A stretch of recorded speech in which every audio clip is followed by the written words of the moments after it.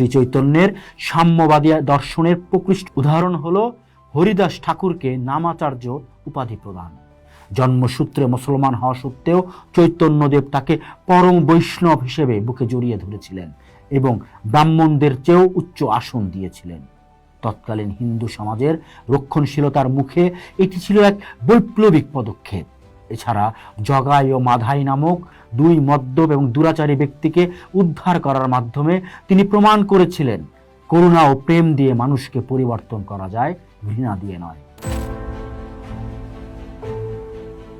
যেই ভজে সেই বড় অভক্তিহীন ছাড়, কৃষ্ণ ভজনে নাহি জাতিকুলাদি বিচার। মধ্যযুগীয় বাংলার ইতিহাসে 1486 খ্রিস্টাব্দের 18 ফেব্রুয়ারি ফাল্গুনী দোল পূর্ণিমা এক যুগান্তকারী লগ্ন। নবদ্বীপের পণ্ডিত জগন্নাথ মিশ্র শচীদেবীর ঘরে জন্মগ্রহণ করেন বিশম্ভর বা নিমাই, যিনি পরবর্তীতে শ্রীকৃষ্ণ চৈতন্য মহাপ্রভু নামে পরিচিত হন।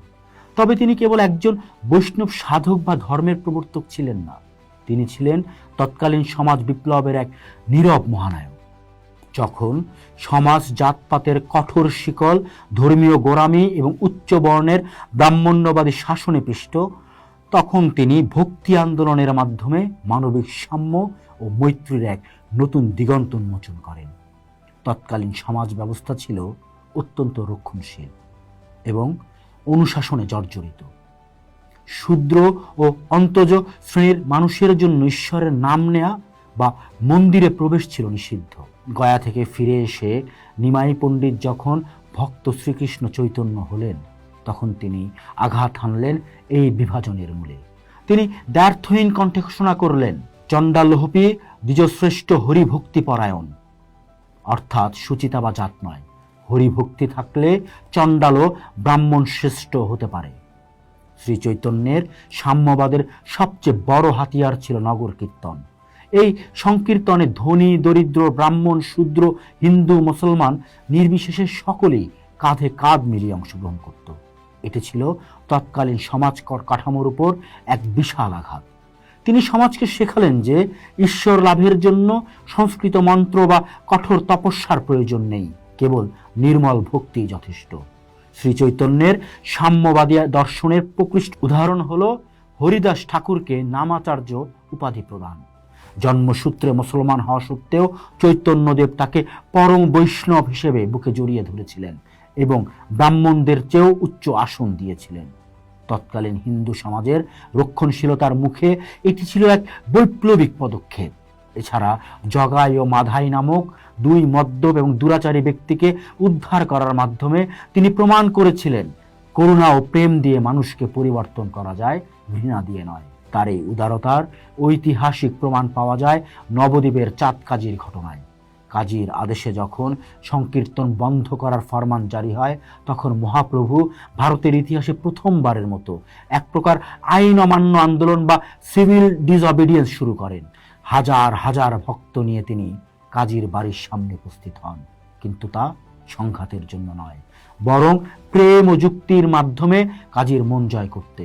শেষাবধি কাজীও তার ভক্তে পরিণত হয়। তিনি বলেছিলেন, নাহং বিপ্র নচ নরপতি, অর্থাৎ আমি ব্রাহ্মণ নই, রাজাও নই, আমি কেবল কৃষ্ণের দাস।